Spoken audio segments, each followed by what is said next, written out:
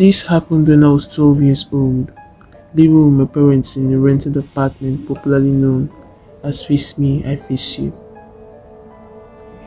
It was a two-room apartment and that was it. There was no kitchen or bathroom space.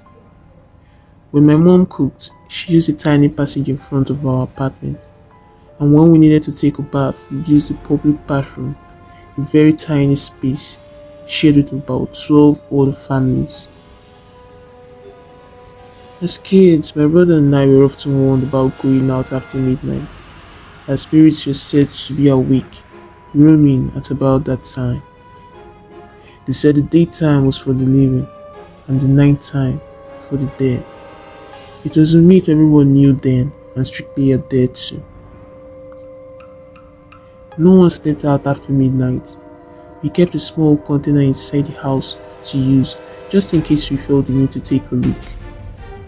All the neighbors did sing except for one, Pa Anthony, a grumpy old man in his 60s who lived with his wife in the compound.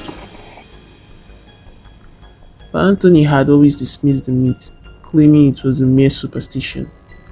Many times, when I couldn't sleep, I could hear the creaking of his door at the wee hours of the morning as he came out to urinate at the plantain patch. I could also see the light from his lantern as he strolled around after, taking in the early morning breeze. One day, he woke up to screams. I rushed out and saw a small crowd perched on Pa Anthony's veranda.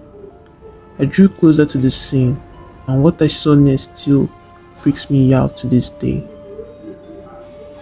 Pa Anthony laid on the floor with bulging eyes, his mouth open as his entire tongue fell out of it.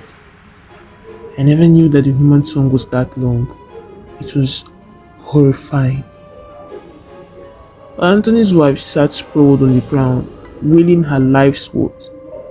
She screamed for help as people carried him away to a hospital while trying to hold his tongue in place.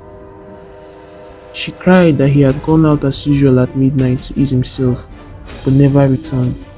She had thought he decided to sit out a little since it was hot inside, only to find him like that morning.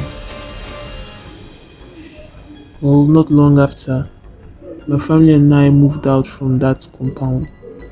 It's been 14 years since that happened, and I still freak out when I think about it.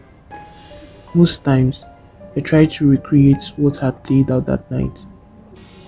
Maybe he had seen something that didn't want to be seen, something he shouldn't have, and it had made sure that Pa Anthony, until his dying day, will never ever breathe a word of the horror he witnessed that night to another soul.